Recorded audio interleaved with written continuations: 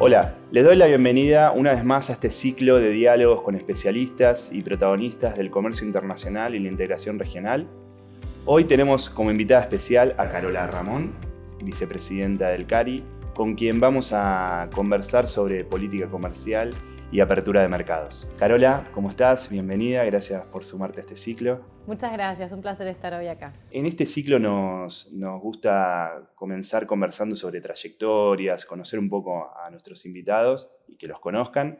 Y por eso quisiéramos preguntarte por la tuya, que nos puedas contar un poco cómo fuiste desarrollándote profesionalmente y sobre todo haciendo hincapié en tu experiencia de haber vivido en Asia, todos esos aprendizajes que tuviste de esos años. Sé que también viviste en Londres y otras partes del mundo por muchos años. Entonces quisiera consultarte por eso, que de alguna manera después te llevó a volver a Argentina, a sumarte al CARI y que también te llevó a la experiencia en Cancillería y en Economía. Así que, ¿te parece bien si nos contás un poco sobre esta trayectoria? Dale, buenísimo. Sí, empecé toda mi carrera la verdad fue poco planificado. Yo siempre hablo de la planificación, lo importante de la planificación, pero en los comienzos de mi carrera como que, me dejé llevar bastante por lo que iba apareciendo, las oportunidades que iban apareciendo. Yo terminé mi licenciatura en Economía acá en la Universidad de El Salvador, hice una maestría en el SEMA y después de terminar la maestría en el SEMA me fui a Londres un año, en teoría iba a ser un año, a hacer una maestría en Economía con orientación en América Latina, que le hice en la Universidad de Queen Mary y parte en el Instituto de Estudios Latinoamericanos de la Universidad de Londres, el ILAS. Y cuando terminé, me quedé haciendo el doctorado en el ILAS, así que fueron otros 4 años que fueron muy interesantes. Mi tesis de doctorado era sobre integración económica y disparidades económicas regionales en el Mercosur. A pesar de que acá se me conoce todo por Asia y sobre todo por China, yo empecé estudiando, mi doctorado era sobre las disparidades económicas en el Mercosur y la comparación con la Unión Europea. Cuando estaba terminando mi tesis de doctorado, estuve unos 6 meses en Madrid haciendo una experiencia laboral en lo que era entonces el Instituto de Relaciones Económicas Europeo-Latinoamericanas. Y luego estuve en Bélgica haciendo un curso intensivo sobre la Unión Europea, que también me aportaba un poco a mi tesis y al estudio que yo venía llevando entre el Mercosur y la Unión Europea. Y después, por un tema netamente personal, que conocí al padre de mis hijos y le surgió una oportunidad laboral en Hong Kong y nos mudamos a Hong Kong y estuve viviendo en Hong Kong 3 años. Que fueron 3 años que ahí sí creo que me cambiaron la vida totalmente, porque yo llegué y recién había terminado mi doctorado y empecé a trabajar en la Universidad de Hong Kong en un estudio de casos, se llama el Asia Case Research Center de la Universidad de Hong Kong, donde hacíamos estudios de casos sobre temas económicos de Hong Kong y de China. Entonces empecé a aprender muchísimo de la economía de Hong Kong, de la economía de China, y de a poquito me fui interesando también por todo el desarrollo económico de China. Como yo venía de estudiar las disparidades económicas regionales, la verdad que el estudio de China era un laboratorio excelente para mí y me fascinó tener esa posibilidad. Y en esos 3 años que viví en Hong Kong también tuve la oportunidad de viajar mucho por Asia y sobre todo por China continental, ¿no? De hecho, yo siempre cuento cuando llegamos a Hong Kong y antes de conseguir este trabajo en la universidad, como soy bastante inquieta y venía de un ritmo muy intenso de hacer el doctorado y demás, me anoté en un curso de chino mandarín, porque tenía mucho tiempo libre. Entonces iba 4 horas por día, todos los días, a hacer un curso de chino mandarín. A los 6 meses, además que tenía la cabeza que me explotaba y que ya no sabía, no entendía nada, pero por lo menos tenía una base de chino mandarín. Nunca llegué a hablar muy buen chino. Balbuceo y me sirve para tomar taxis, comer y demás. Pero mi primera vez en Beijing fue ya sabiendo un poquito de chino. Entonces, siempre digo que fui una privilegiada, porque llegar a China, que es un país que es tan distinto, tan apabullante si uno no entiende nada, ya pudiendo, me acuerdo que compré unas entradas para entrar a la ciudad prohibida y lo hice en chino, y pedí un libro en chino y pedí una cerveza, que no tomo cerveza, pero era lo único que sabía pedir, lo único que me habían enseñado hasta ese momento en el curso. Y que los chinos me miraran, esto era en el año 2002, Okay. entonces no había tantos occidentales todavía en China, China era otro mundo. China en el 2002 era otra cosa, Shanghai, Beijing, eran ciudades muy diferentes. Entonces, en ese sentido fui una privilegiada porque pude llegar desde otro punto y creo que eso me ayudó mucho a entender un poco más de China, porque la vi de entrada con otros ojos. O sea, vos no tenías previamente, fue tu primer acercamiento a Asia, a China. O sea, vos previamente no había pasado por tu cabeza, Nunca. me imagino vivir, pero no sé, digamos, en tu reflexión académica o de algo, ¿estabas pensando en Asia o en las tendencias que iban creciendo? Todavía nada. Para nada. Año 2002, cuando Claro. yo me mudé a Hong Kong, yo estuve entre el 2002 y el 2005, Sí. Asia no era una variable que existía para mí en lo absoluto. Wow. Así que me acuerdo de estar en el avión cuando nos mudamos a Hong Kong leyendo el primer libro sobre China, que era el famoso libro de gansos salvajes, y eso fue la primera aproximación que tuve a China. Bien. Y de ahí en más, bueno, con el estudio del idioma, y ahí, bueno, empecé a leer, empecé a formarme cada vez más, seguí los 3 años que estuve en Hong Kong, seguí estudiando chino mandarín, que no me servía mucho en Hong Kong porque se habla cantonés, claro, pero sí cuando viajaba, y me servía un poco también para entender la cultura, más allá del tema idiomático. El estudio de los idiomas te acerca mucho también a las culturas, la manera en la cual se organizan las oraciones, se habla, se manifiestan las cosas, los temas culturales, y eso me sirvió mucho cuando yo volví a la Argentina. Por eso durante muchos años di varios cursos de cómo hacer negocios en China, diferencias culturales, porque bueno, la verdad que el vivir allá te enseña muchísimo y te abre mucho la cabeza también conocer Asia y conocer los procesos económicos que ha vivido Asia-Pacífico, ver que también no es lo mismo las grandes ciudades de Asia que los pequeños pueblitos. Bueno, estoy hablando de su momento hace 20 años, ¿no? Pasaron. Sí. Pero llegaste a aprender mucho y también llegaste a valorar y a querer esa cultura también, me imagino, ¿no? Sí, mucho. Siempre se nos acusa a los que nos hemos dedicado a China de que nos enamoramos de nuestro objeto de estudio y perdemos objetividad. Y yo creo que no es así. Uno realmente tiene un gran cariño por la cultura china porque la valora y es, la verdad, el componente cultural, filosófico, es muy interesante. Y eso te permite acercarte y tal vez poder entender otras variables de China, variables económicas, variables políticas, variables sociales, de una manera un poquitito diferente, con un feeling diferente, que no quiere decir que uno esté justificando, ni adorando, ni que esté convencido de todo, pero te da un acercamiento a la civilización que es mucho más integral que solamente lo que uno muchas veces en el mundo occidental se trata todo con muchos prejuicios porque se tiñe de temas más políticos, sociales, pero creo que el abordaje desde un punto de vista cultural, idiomático, filosófico, te aporta todo ese plus que de otra manera uno lo pierde en el análisis. Cuando vos te fuiste, me imagino, no sé, cuando vos te fuiste a vivir al exterior, no se hablaba, por ejemplo, acá en Argentina no se hablaba de China, se hablaba de Asia. ¿Y qué pasó cuando volviste? O sea, porque evidentemente había un interés mayor, sobre todo porque Asia sobre todo China, ya se estaba convirtiendo en segunda economía del mundo, ya se empezaba a ver que era el principal socio comercial de muchos países, sobre todo incluso en nuestra región. ¿Con qué te encontraste ahí? Porque también encontraste un nicho donde decir, bueno, toda esta experiencia que adquirí la puedo poner al servicio, ya sea de conectar nuestra región y nuestro país con Asia, con China. Sí, cuando yo me fui en el año 2002, mi familia y mis amigos acá era ¿A dónde te vas? China, Hong Kong. ¿Por qué? ¿Por Claro. qué? Nadie entendía bien, era realmente muy lejano conceptualmente, no solamente geográfico, que obviamente es lejos.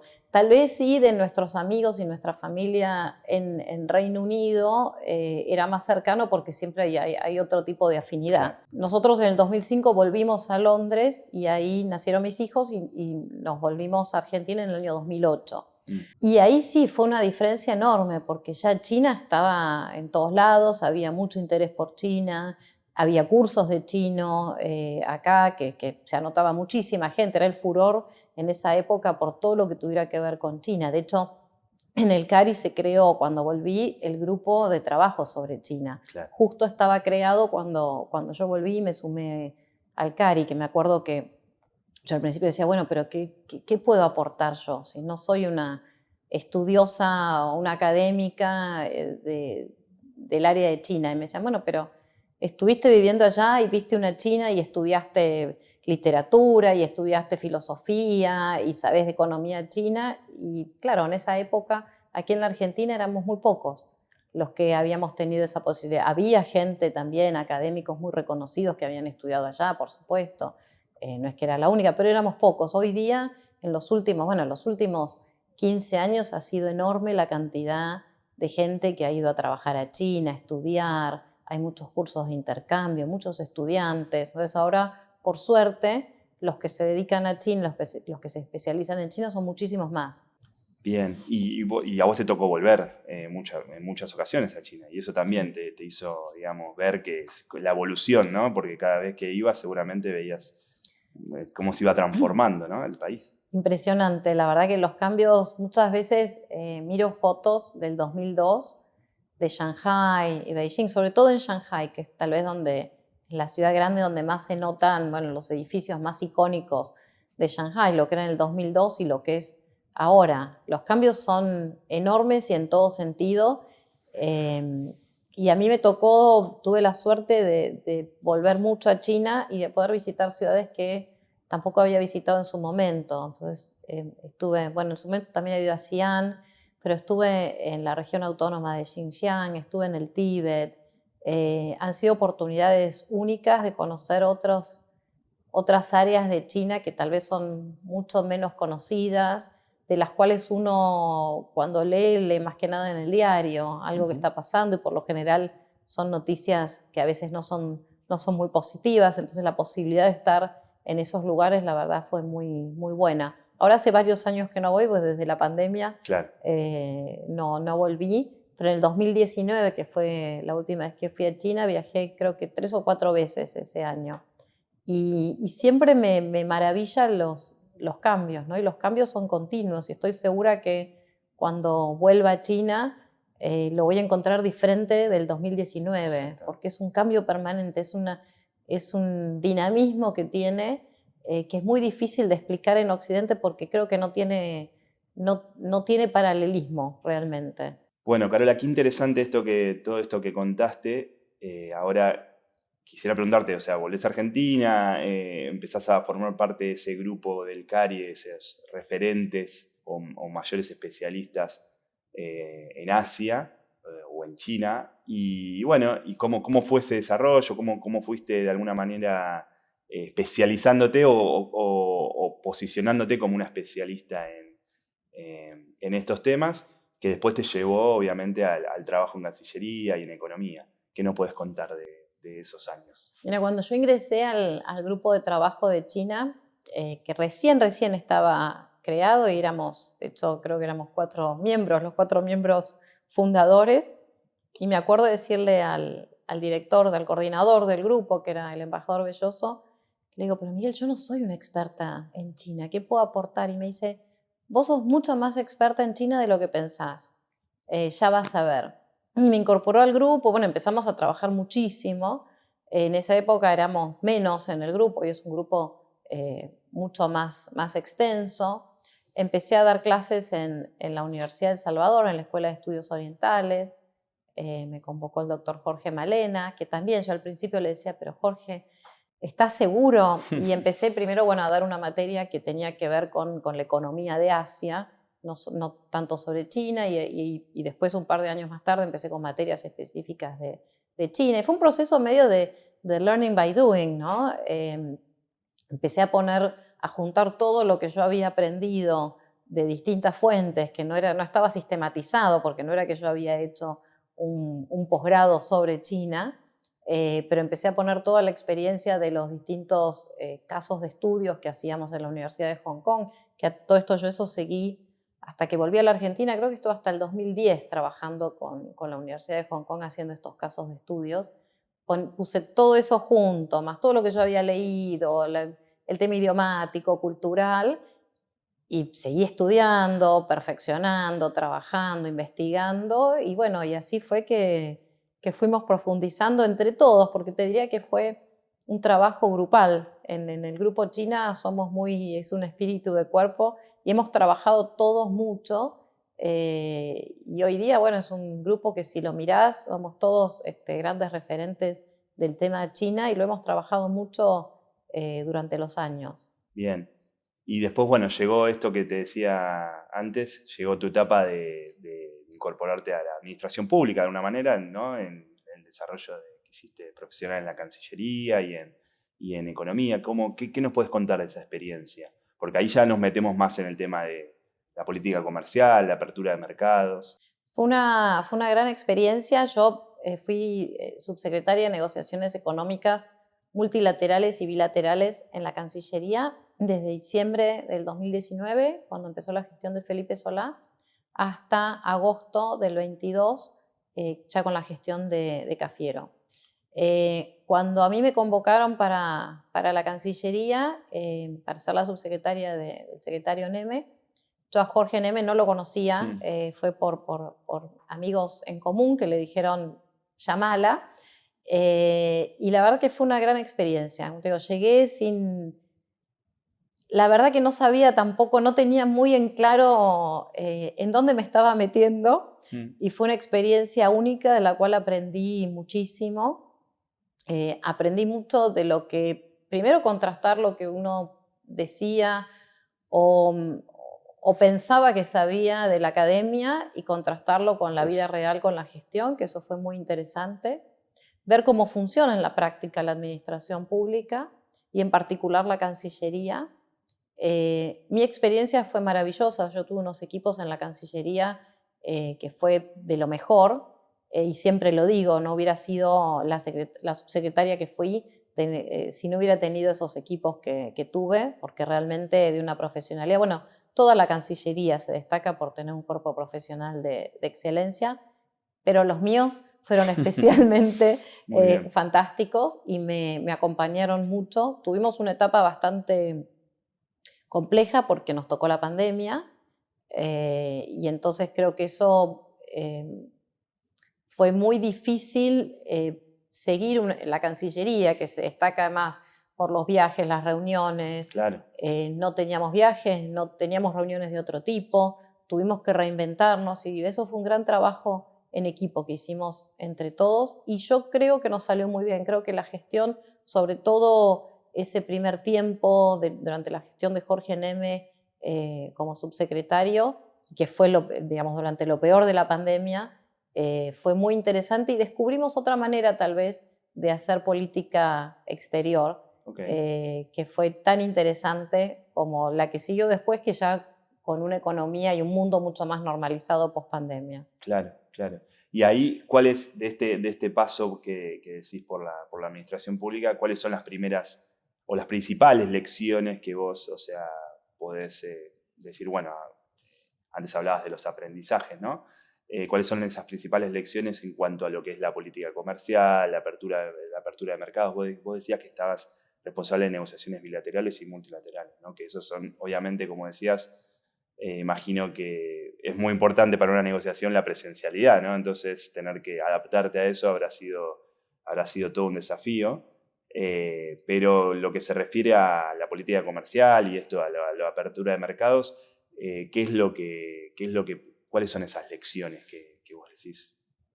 Mira, yo llevaba las relaciones económicas bilaterales con todos los países salvo los de América Latina. Entonces yo tenía a cargo la dirección de Europa, de África y Medio Oriente, de Asia y Oceanía, y de América del Norte. Y en lo multilateral yo llevaba 24 organismos multilaterales. Entonces la OMC, el Grupo de Comercio e Inversión del G20, y así. Fue una experiencia muy interesante. Como te decía, también la pandemia le dio un plus. Yo con lo que más me quedo de esa época, lo que yo aprendí, es que creo que muchas veces uno en la academia dice, bueno, esto está pasando por algo. O uno dice, bueno, el gobierno está con esta estrategia que viene de antes. Uno sobreanaliza lo que está pasando. Y muchas veces las cosas pasan. Viene un país que dice, bueno, queremos tener una reunión económica bilateral, que hace mucho que no la tenemos, y a veces no es un tema de planificación, sino de reacción o de respuesta, o de que no sé, apareció un viaje presidencial o ministerial y en ese viaje se concretó un acuerdo o quedamos en hacer una reunión. Cuando yo llegué a la Cancillería había algunas de las reuniones de comisión mixta que estaban pendientes hace 10, 15, 20 años. Obviamente no tenemos recursos humanos para hacer reuniones con todos los países del mundo todos los años, aunque también la pandemia nos mostró que algunas cosas se pueden hacer virtuales, claro. y eso también está bueno, que eso si quieres te expando después. Sí. Pero creo que la Argentina como país tiene que tener algunas prioridades claras en cuanto a la política exterior. Yo últimamente lo llamo de que somos un país Penélope, que un gobierno teje y el otro desteje. Y esto sin calificar a uno o al otro, ¿no?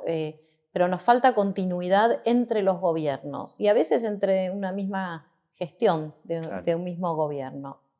Creo que eso daña muchísimo a la política exterior, porque cuando vos estás en un proceso de negociaciones, de apertura de mercados, cuando vos tenés estas reuniones regulares para poner toda la agenda, hablas de toda la agenda y cómo avanzar con algunos temas, si uno no tiene las prioridades muy claras, no le das continuidad. Claro. Un proceso de apertura de mercados lleva años. Entonces, si un gobierno le da una prioridad a un producto en un país, pero en otra gestión de gobierno se le da una prioridad totalmente distinta, y bueno, no se empujan algunas cosas. O si pasamos de decir, bueno, nuestra prioridad es África, decir nuestra prioridad es Medio Oriente, no, tenemos que seguir insistiendo en los lugares que nosotros definimos. Sí. Si no es una política un poco de fuegos artificiales, ¿no? Viajamos con todos los fuegos artificiales a un lugar, firmamos acuerdos, vamos a abrir esto, vamos a hacer lo otro, pero después volvemos y no lo continuamos. Sí. Y eso es muy dañino y además es una pérdida de recursos que muchas veces tampoco tenemos. Sí, estaba pensando mientras desarrollabas la idea que supongo que también esto lo llegaste a concebir más a fondo en tu contacto con la cultura asiática, donde hay una gran presencia a largo plazo, ¿no? De la visión de futuro, ¿no? Y que a veces se contrarresta con no una visión argentina, sino una visión occidental de operar en el corto plazo, en el mediano plazo. ¿Esto es así? O sea, ¿cómo es posible incorporar mayor cultura de largo plazo como seguramente o capaz que estoy diciendo que algo que no es así, pero digo, la cultura asiática esto está muy presente, sí, ¿no? Cuando uno mira el desarrollo económico de los países de Asia, sobre todo los del sudeste asiático, que son tal vez los que más nos llaman la atención, cuando uno mira, no sé, Vietnam, Corea, Singapur, Taiwán, son países que en los años 60, 70, comparabas el PBI de esos países con el de Argentina y nosotros estábamos mucho mejor. Y sin embargo, en las últimas décadas se han desarrollado a una velocidad impresionante y mucho de eso tiene que ver con la planificación, pero la planificación no, digamos, entendida al estilo socialista de planificación, sino al estilo de estratégica, el Estado como planificador estratégico, de dónde poner los recursos y no ponerlos para siempre en el mismo lugar. Esto de que se hablaba en una época de la industria infante, bueno, que el infante deje de ser infante, si no es un Peter Pan, ¿no? O sea, el que la ayuda estatal para hacer más eficientes algunos sectores tiene que ser muy corta para ayudar a esos sectores. No todos los sectores van a ser eficientes a la larga y eso también es una decisión que hay que tomar, y los países asiáticos en eso siempre han sido mucho más estratégicos. Nosotros tenemos una cuestión mucho más de corto plazo, a veces también las urgencias, la coyuntura hace que el largo plazo quede un poco relegado, pero la verdad que hay muchos temas que no podemos prescindir de la estrategia, no podemos darnos el lujo de no tener una estrategia, primero porque es dilapidar recursos escasos, porque cuando hay una comitiva que viaja, que empezás, no sé, con procesos de apertura de mercados, con reuniones, si no lo seguís, si no le das continuidad, no tiene mucho sentido. Las relaciones económicas internacionales se construyen a lo largo del tiempo, ¿no? En una época, por ejemplo, se decía, bueno, le damos prioridad al África. Hay países en África que están creciendo a un ritmo acelerado, van a ser grandes mercados. Bueno, ¿vamos a África o no vamos? Pero si vamos, vayamos con una estrategia, no vayamos una vez y no volvamos en 5 años. Si tenemos una embajada en Nigeria, por ejemplo, como la que tenemos, lleva 20 otros países africanos la embajada de Nigeria. El embajador y su equipo tienen que ser superhéroes para poder o sea, llevan muy bien su país y todas las noticias que pasan en los 20 países concurrentes. Pero además de eso, que hay que pedirles más, que vean oportunidades comerciales, estrategias. Es imposible. Claro. No hay ser humano que lo pueda hacer.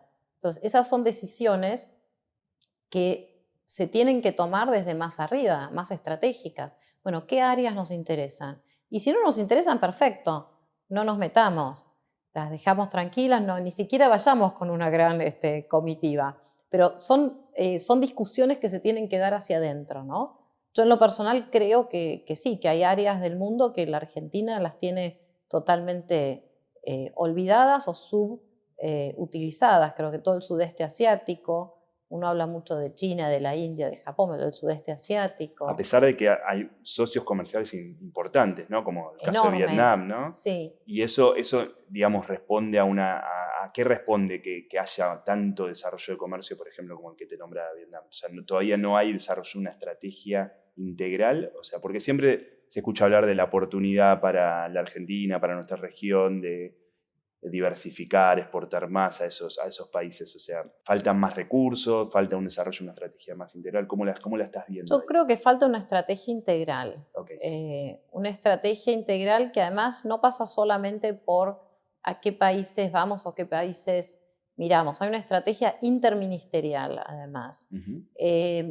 Cuando uno piensa en política exterior, piensa en la Cancillería. Sin embargo, la Cancillería no siempre tiene todas las competencias para ocuparse del comercio exterior y de la política comercial externa. Estas competencias muchas veces pasan de un ministerio al otro, a veces se superponen, se solapan. Eso no contribuye a una política comercial externa eficiente muchas veces. Creo que eso también hay que definirlo bien, empoderar realmente bien a la Cancillería y darle una visión mucho más estratégica.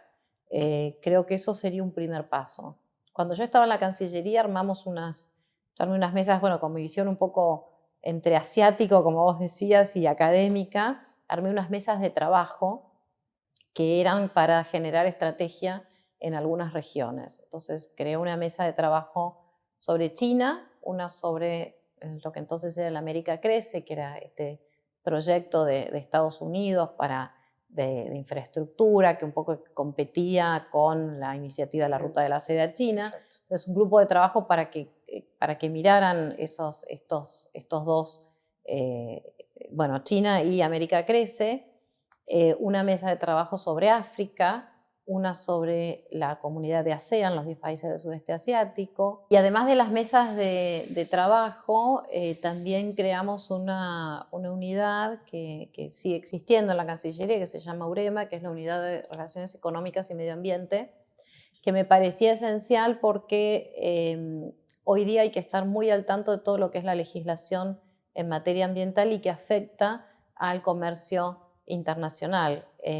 Sobre todo toda la legislación que viene de la Unión Europea, que es a un ritmo muy acelerado y que no solamente va a impactar en la manera que producimos, que transportamos, que comerciamos, y en lugar de tener una reacción siempre más a la defensiva o se saca una nueva legislación y bueno, vemos cómo nos adaptamos, seguirla mucho más activamente y poder generar nosotros en un mediano o largo plazo políticas y estrategias para no quedarnos fuera de los mercados y poder transitar estos grandes cambios que se producen en el mundo, sobre todo, como digo, en la Unión Europea, de una manera mucho más ágil y mucho más articulada.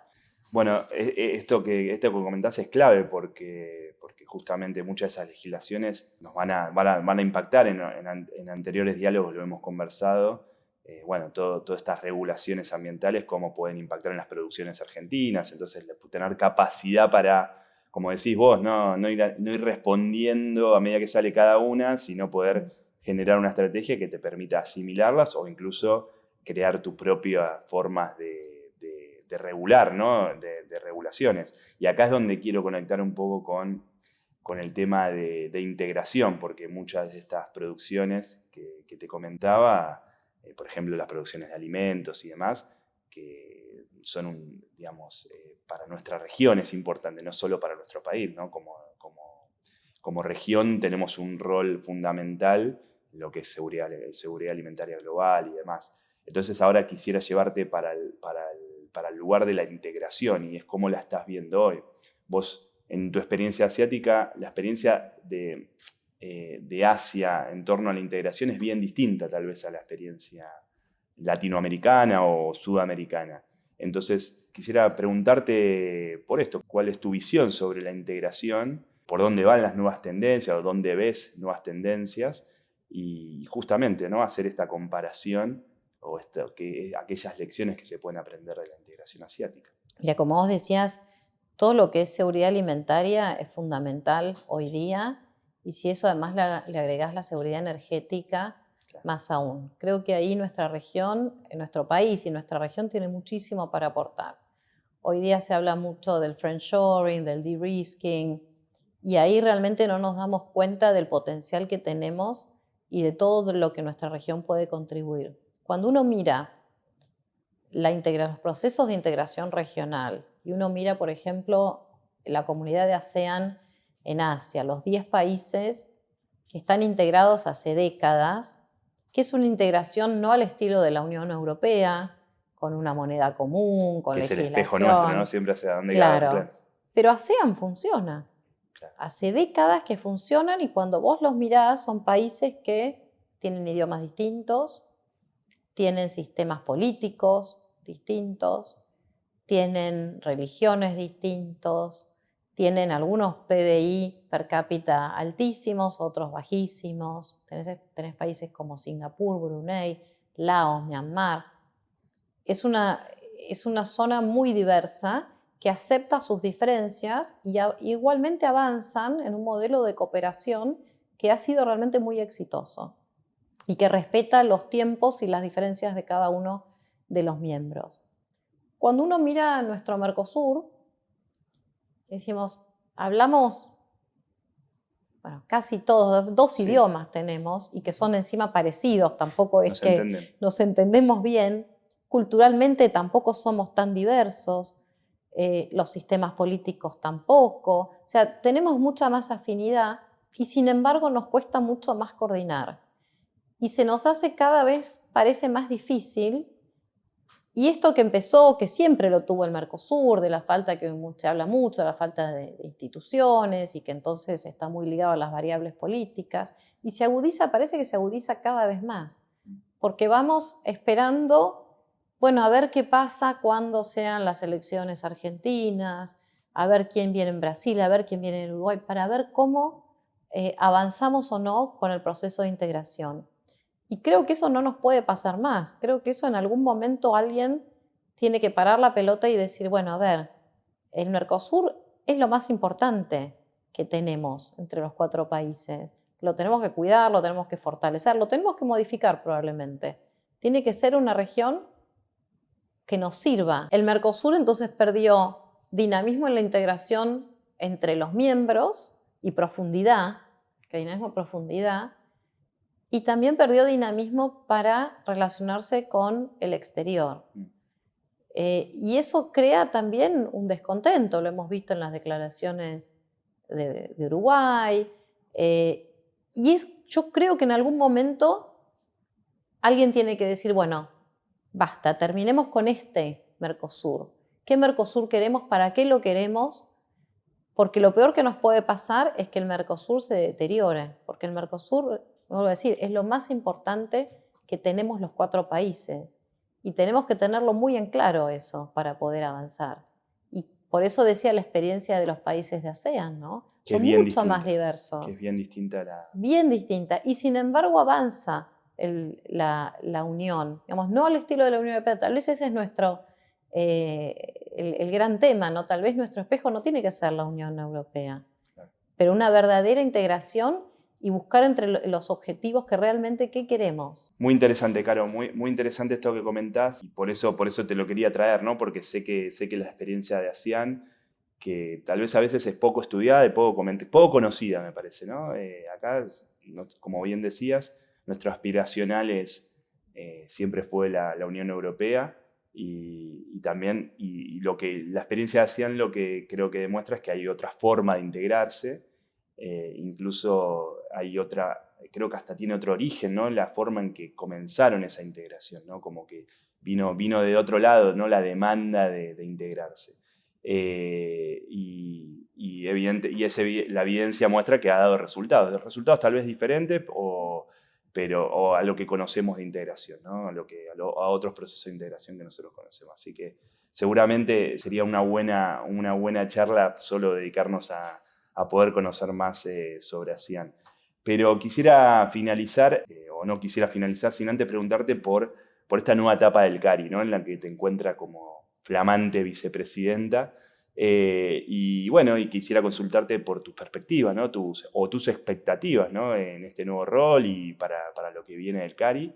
Y también aprovechar para comentarte que desde la Fundación hemos hecho mucho hincapié, ¿no? en los temas de comercio internacional desde un triple enfoque que era el de sostenibilidad, innovación e integración.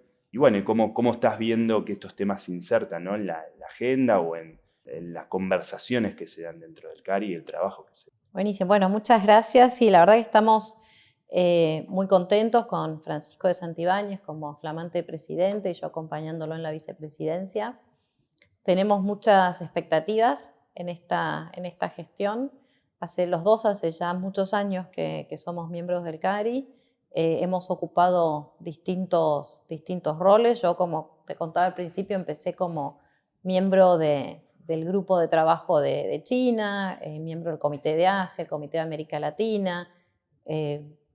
Actualmente soy aún la directora del Comité de América Latina, he sido tesorera, he estado en varios roles y bueno, ahora me toca acompañarlo a Francisco como vicepresidenta y tenemos un plan estratégico con respecto al CARI que queremos, que es mantener mucho de los valores originarios del CARI y el alma del CARI, pero ayornar, modernizar algunos aspectos del CARI, traer algunos de estos temas que vos comentás más sobre la mesa y reforzar algunas de las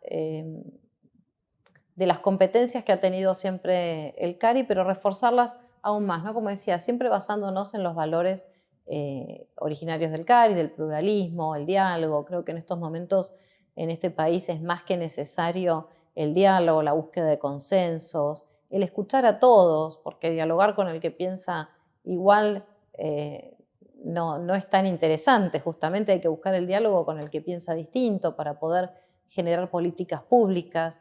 Y eso el CARI, además de ser un think tank y de todo el área de investigación que queremos potenciar, con muchas más publicaciones, sobre todo en inglés, la relación con otros think tanks, pero también la incidencia en las políticas públicas, ¿no? Y que el CARI reforzar esto de que sea un lugar donde los referentes de las políticas públicas se junten a debatir, a poder generar consensos de largo plazo, lo que decía antes, esto de las estrategias, de terminar con con este país Penélope que uno hace y el otro deshace, de buscar términos medios, algunos grises que nos permitan avanzar en algunas áreas. Y vos mencionabas ahí 3 temas que creo que son muy, muy importantes. Como te decía antes también, yo creo que el proceso de integración de Mercosur, sobre todo nuestra relación con Brasil, tiene que ser fundamental. Y eso desde el CARI queremos mirarlo bien, seguirlo. Esto de la relación con Brasil dentro del marco del Mercosur y profundizar en Mercosur es un tema esencial para nuestro país. Y los temas de inteligencia artificial, de innovación, eso también hay que estar. Hoy día no se puede obviar la importancia que tienen estos temas, cómo hay que estar al día con todo lo que pasa, porque está cambiando el mundo laboral, el mundo de las relaciones económicas, personales. Eso ha venido para quedarse y para cambiar el mundo y revolucionarlo de una manera muy veloz. Así que eso también tenemos que estar mirando estos temas muy de cerca. Y el tema de la transición energética para mí es fundamental, así como te contaba que creamos esta unidad en mi paso por la Cancillería. Yo creo que los temas de transición energética son hoy día fundamentales y me parece que no están siendo mirados de una manera integral y de una manera estratégica. Me parece que en ese sentido el CARI es el lugar ideal para poder tener esa visión estratégica y que los distintos sectores, las distintas miradas puedan convergir en el CARI y poder generar políticas públicas y un espacio de reflexión para poder ver cuál es el lugar de la Argentina en el mundo de cara, y ya no te digo a 50 años, porque muchos de estos temas, la transición energética, la innovación, son temas de ahora. Okay. Y si no los miramos y no tenemos una visión clara y estratégica, nos vamos a quedar afuera de muchos de estos temas o vamos a llegar tarde. Bien, bien. Bueno, esperamos que sea así y esperamos también ser parte de esas conversaciones. Así que, Caro, te quiero agradecer mucho por esta conversación, por haber aceptado la propuesta de sumarte a este ciclo. Espero que lo hayas disfrutado. Muchísimo, muchas gracias. Así que, nada, te esperamos la próxima. Muchísimas gracias.